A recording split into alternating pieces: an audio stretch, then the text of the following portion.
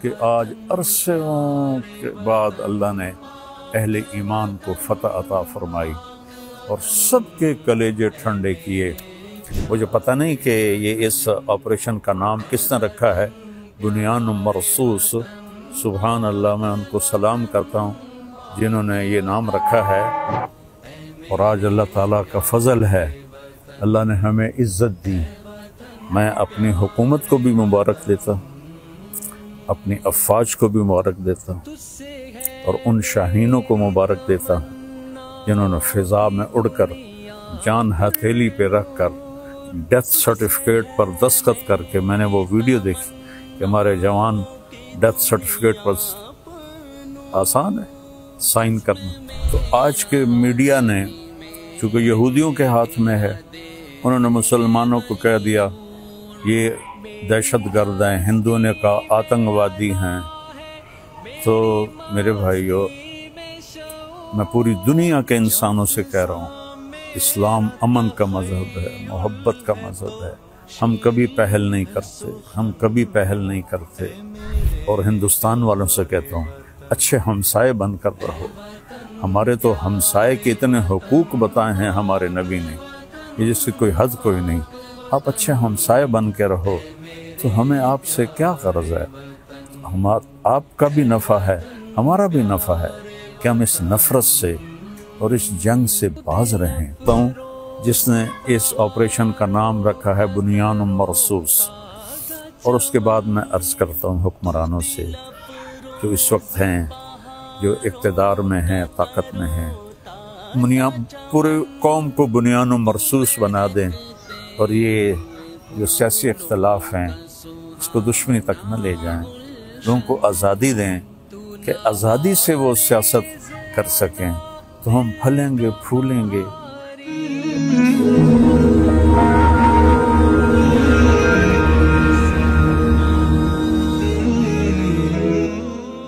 السلام علیکم ورحمۃ اللہ وبرکاتہ۔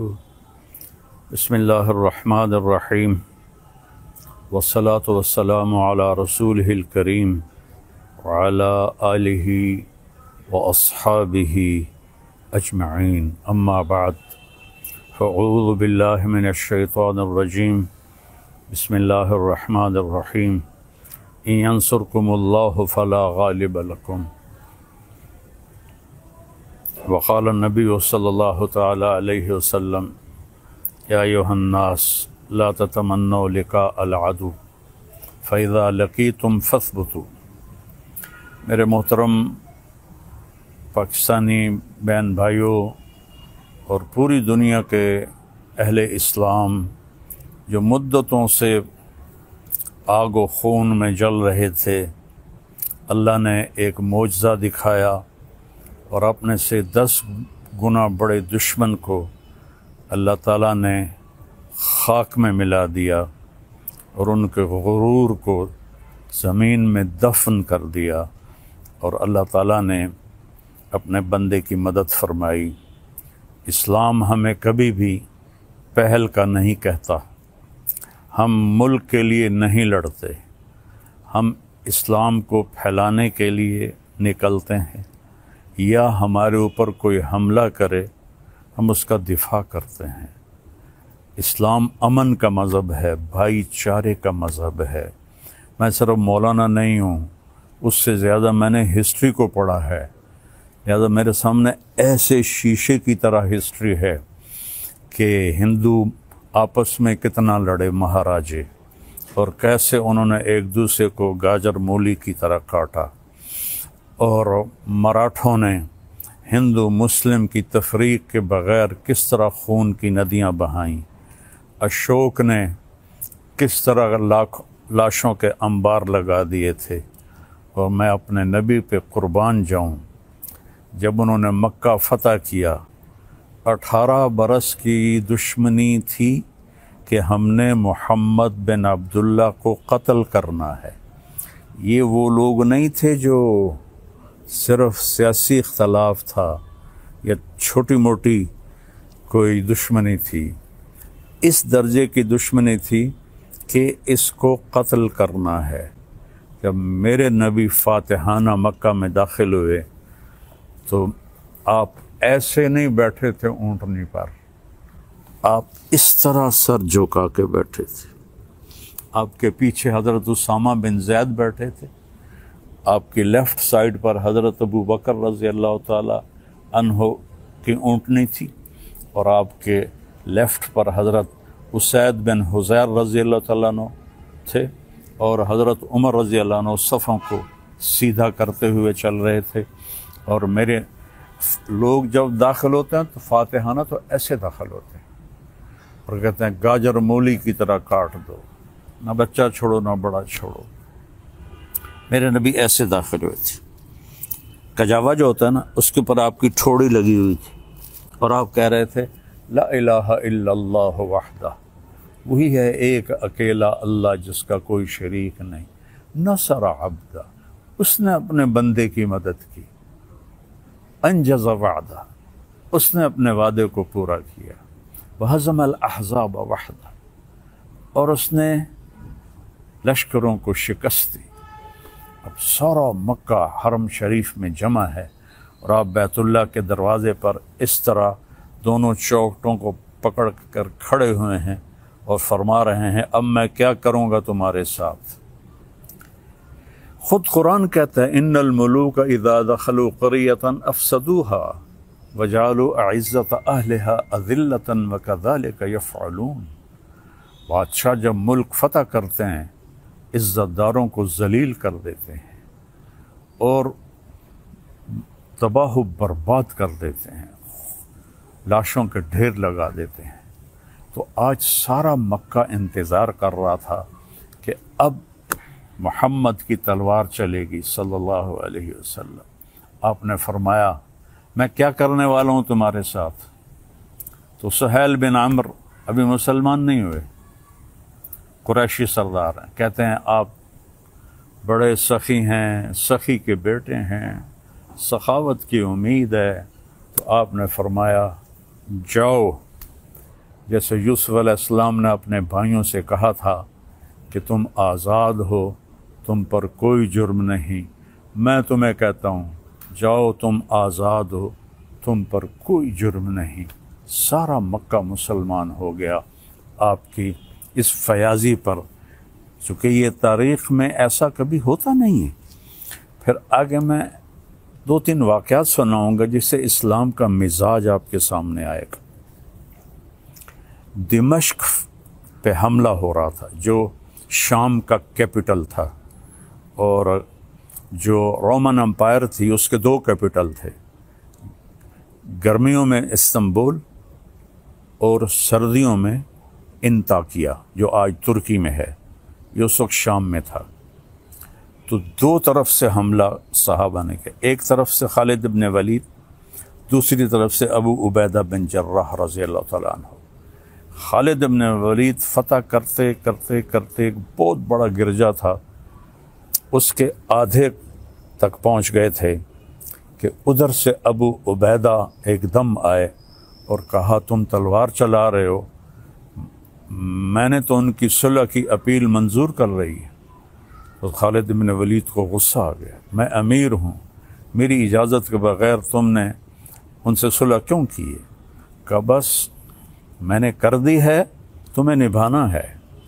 تو اب بتاؤ جو آدھا شہر فتح کر چکا ہو اور مال غنیمت اور کیا کچھ ہو، اور باقی آدھا بھی فتح ہو گیا، لیکن ایک آدمی نے کہا میں نے صلح کی اپیل منظور کر لی ہے، خالد نے تلوار نیچے کر لی، آدھا گرجا توڑ کے مسجد بنایا گیا اور آدھا گرجا رہا، اس کو جو توڑا تھا ایک طرف سے اسے مسلمانوں نے ٹھیک کر کے ان کو بنا کے دے دیا۔ پھر ولید ابن عبد الملک کے زمانے میں کوئی 60-70 سال بعد اس نے عیسائیوں سے وہ گرجا خریدا منہ مانگے بول پر، اور وہ مسجد بنائی جو آج دمشق میں ہے۔ اور جو قیدی پکڑے گئے اس میں پتہ چلا کہ رومن امپائر کے بادشاہ کی بیٹی بھی قید ہے، چونکہ اس کا جو خامن تھا وہ دمشق کا گورنر تھا، اس کا نام تھا توما۔ تو حضرت خالد کو پتہ چلا کہ وہ قیدیوں میں ہے، تو انہوں نے فوراً اس کو وہاں سے نکلوایا، الگ خیمہ، اس کی باندیاں نوکرانیاں اور اوپر صحابہ کا پہرا لگا دیا۔ اور جب دمشق کا سارا سسٹم ٹھیک کر لیا تو 400 مسلمان سپاہیوں کو رومن امپائر کے بادشاہ کی بیٹی کے ساتھ بھیجا کہ جاؤ اور اسے انطاکیہ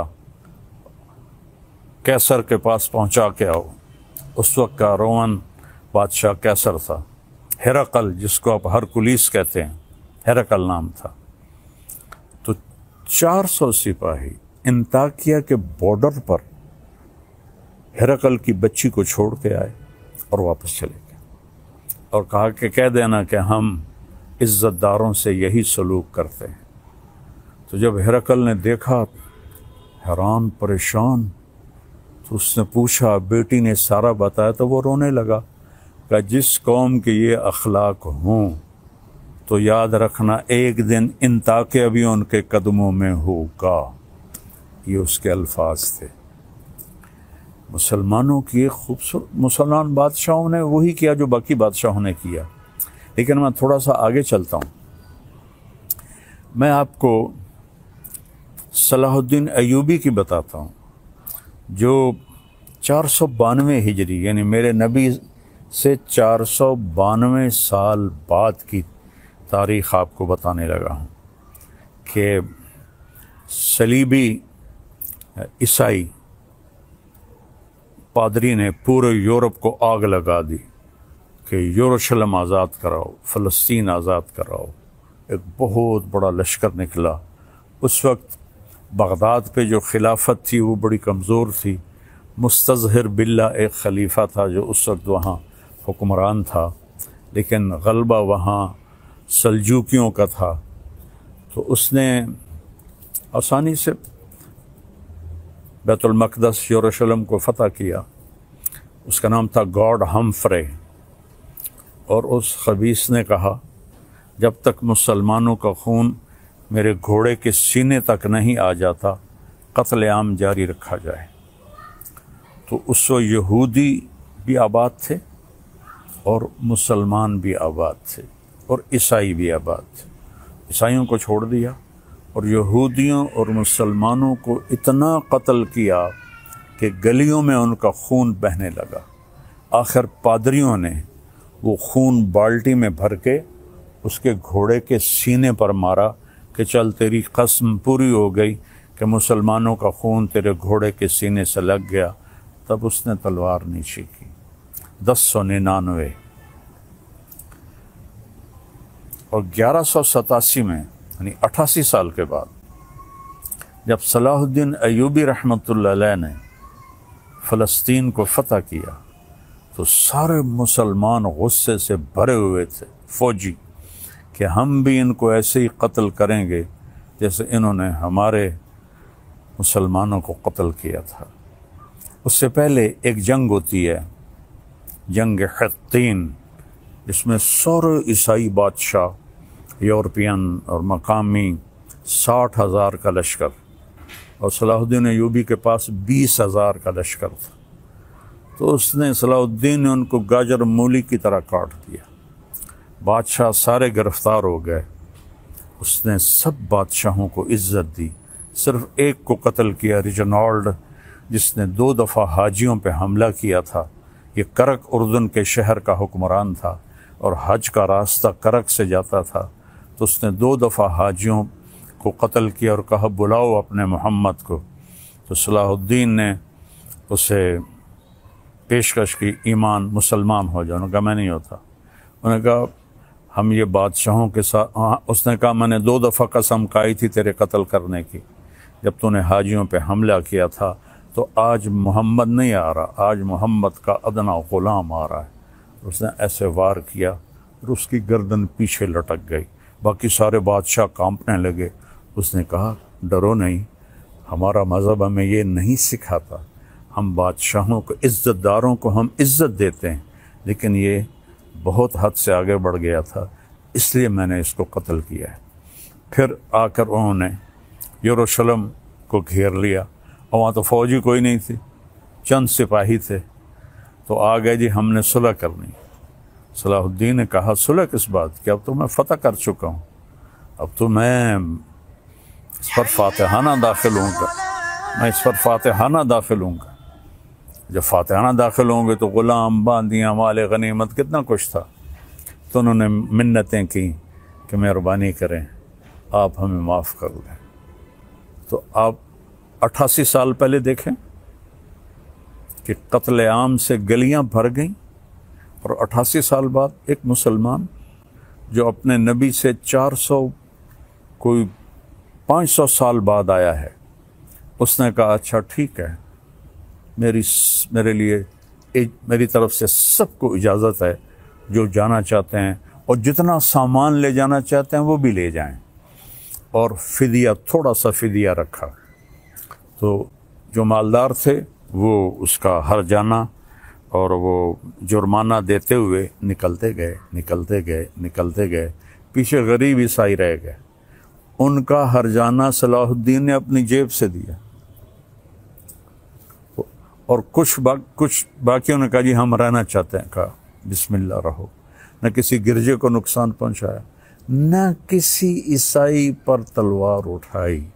یہ میرا اسلام ہے، یہ میرے نبی کا بتایا ہوا دین ہے جو ایک اللہ کی دعوت دیتا ہے۔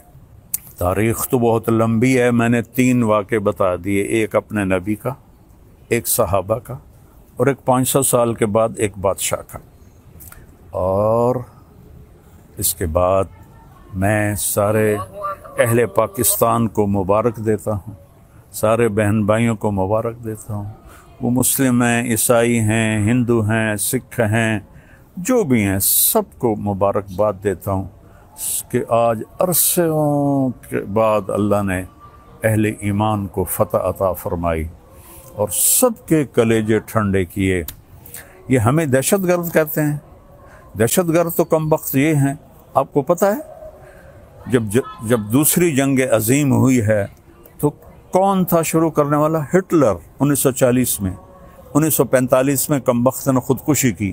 کتنے لوگ مرے؟ 8 کروڑ 8 کروڑ لوگ مرے دوسری جنگ عظیم میں۔ پہلی جنگ عظیم 1914 میں شروع ہوئی، 2 کروڑ لوگ مرے، اس وقت آبادی تھوڑی تھی۔ تو سب سے بڑے دہشت گرد تو یہ ہیں۔ 8 کروڑ عیسائی آپس میں ٹکرائے، اتنا قتل عام تو کسی مسلمان نے نہیں کیا۔ مسلمانوں میں بھی ظالم آئے، میں ان کی کبھی وکالت نہیں کروں گا۔ تیمور لنگ بدبخت بہت ظالم تھا، اس نے 33 ملک فتح کیے۔ تو آج کے میڈیا نے، چونکہ یہودیوں کے ہاتھ میں ہے، انہوں نے مسلمانوں کو کہہ دیا یہ دہشت گرد ہیں، ہندوؤں نے کہا آتنکوادی ہیں۔ تو میرے بھائیو، میں پوری دنیا کے انسانوں سے کہہ رہا ہوں، اسلام امن کا مذہب ہے، محبت کا مذہب ہے۔ ہم کبھی پہل نہیں کرتے۔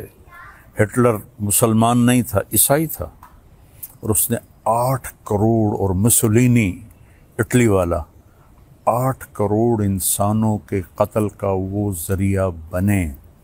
اور لینن اور سٹالن، انہوں نے سوشلزم کو زبردستی نافذ کرنے کے لیے 2 کروڑ انسانوں کا قتل کیا۔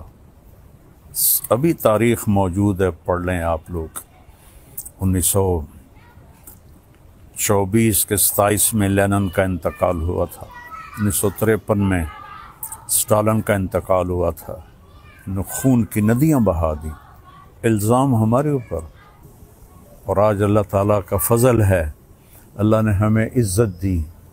میں اپنی حکومت کو بھی مبارک دیتا ہوں، اپنی افواج کو بھی مبارک دیتا ہوں، اور ان شاہینوں کو مبارک دیتا ہوں جنہوں نے فضا میں اڑ کر، جان ہتھیلی پہ رکھ کر، ڈیتھ سرٹیفکیٹ پر دستخط کر کے، میں نے وہ ویڈیو دیکھی کہ ہمارے جوان ڈیتھ سرٹیفکیٹ پر، آسان ہے سائن کرنا، اور ہمارا ایک جہاز تھا، ان کے 10 جہاز تھے، ان کا ہر نشانہ خطا گیا، ہمارے سارے نشانے صحیح لگے، یہ ہے نصر من اللہ و فتح قریب۔ تو میری افواج پاکستان، ان کے سربراہان، ان کے سپاہی سے لے کر اور رینجر سے لے کر تمام کو، یہ میرے ہاتھ اٹھے ہوئے ہیں، اللہ آپ کو سلامت رکھے اور اللہ اس ملک کو سلامت رکھے اور اس میں امن قائم ہو، اس میں مذہبی اختلاف ختم ہو۔ یہ علماء سے کہہ رہا ہوں، سیاسی اختلاف ختم ہو، یہ سیاسی جماعتوں سے اختلاف تو رہے گا، دشمنی نہ ہو، دشمنی نہ ہو، ایک ہو کے رہیں۔ اور ہندوستان والوں سے کہتا ہوں، اچھے ہمسائے بن کر رہو۔ ہمارے تو ہمسائے کے اتنے حقوق بتائے ہیں ہمارے نبی نے کہ جس کی کوئی حد کوئی نہیں۔ آپ اچھے ہمسائے بن کے رہو تو ہمیں آپ سے کیا غرض ہے؟ آپ کا بھی نفع ہے، ہمارا بھی نفع ہے کہ ہم اس نفرت سے اور اس جنگ سے باز رہیں۔ اللہ کی قسم، مسلمان کسی سے نفرت نہیں کرتا، سب سے اس کے دل، سب کے لیے اس کے دل میں ہمدردی ہوتی ہے۔ یہ نفرت سے توبہ کریں۔ کوئی مذہب، آپ اپنی کتابیں پڑھیں، کہیں آپ کو کوئی نفرت کا بول نظر آئے، آپ اپنی وید پڑھیں، کہیں آپ کو نفرت کا بول نظر آئے، بائبل پڑھیں، کہیں آپ کو نفرت کا بول نظر آئے، تو میری سب سے گزارش ہے کہ امن سے رہیں، صلح سے رہیں۔ حکمرانوں سے اپیل ہے کہ یہ جو ایک سیاسی انتشار ہے، اس کو اللہ کے واسطے ختم فرما دیں تاکہ ہم ایسے ہو کے رہیں۔ جو میں پہلے تو اس کو سلام کرتا ہوں جس نے اس آپریشن کا نام رکھا ہے بنیان مرصوص، اور اس کے بعد میں عرض کرتا ہوں حکمرانوں سے جو اس وقت ہیں، جو اقتدار میں ہیں، طاقت میں ہیں، پورے قوم کو بنیان مرصوص بنا دیں اور یہ جو سیاسی اختلاف ہیں اس کو دشمنی تک نہ لے جائیں، لوگوں کو آزادی دیں کہ آزادی سے وہ سیاست کر سکیں، تو ہم پھلیں گے، پھولیں گے، اور آخر تو ایک دن چلے جانا ہے۔ اللہ راضی ہوگا تو اللہ ہمیں موجیں کرا دے گا۔ اگر کوئی ظالم بن کے مر گیا تو پھر چاہے وہ مسلمان ہے اور چاہے وہ تہجد گزار ہے۔ حجاج بن یوسف روزانہ 10 سپارے تہجد میں پڑھتا تھا، 10 سپارے، اور وہ ایسا خبیث تھا کہ اس نے 1.25 لاکھ مسلمان اپنے سامنے کھڑے ہو کے قتل کروا تھے، اور عمر بن عبدالعزیز نے اس کو دیکھا کہ وہ جہنم کی آگ میں، اور عبد الملک بن مروان جس نے اس کو بنایا تھا گورنر عراق کا، دونوں کی آنتیں باہر نکلی ہوئی ہیں اور گدھے کی طرح اس کے گرد وہ چکر لگا رہے ہیں۔ اللہ ظلم معاف نہیں کرتا ہے۔ اس لیے بادشاہوں سے کہتا ہوں اور اپنی افواج سے کہتا ہوں، اپنی عوام سے کہتا ہوں، علماء سے کہتا ہوں، اگر آپ ممبر پر بیٹھ کر میرے نبی کے دین کو ٹکڑے کر رہے ہیں تو آپ بھی بہت بڑے ظالم ہیں، ظالم ہیں، ظالم ہیں۔ دیوبندیت کو مٹا دو، بریلویت کو مٹا دو، شیعت کو مٹا دو، سلفیت کو مٹا دو۔ میں مسلم، ہاں میں اہل سنت والجماعت ہوں، میں امام ابو حنیفہ کے فتووں پہ عمل کرتا ہوں، لیکن میں باقی سب کے لیے ایسے جھولی پھیلا کے دعا کرتا ہوں۔ تو یہ میرا آخری پیغام ہے کہ ہم اور نہیں تو سارے ایک دفعہ قومی ترانہ پڑھ لیں اور اسے یاد کر لیں اور اس کا مطلب دیکھ لیں۔ میں 100 کے قریب ملکوں میں گیا ہوں، کسی ملک کا قومی ترانہ اتنا خوبصورت نہیں، اس کا مضمون، اس کی لے، اس کی دھن، سبحان اللہ۔ اللہ حفیظ جلندری کے درجے بلند کرے۔ السلام علیکم ورحمۃ اللہ وبرکاتہ۔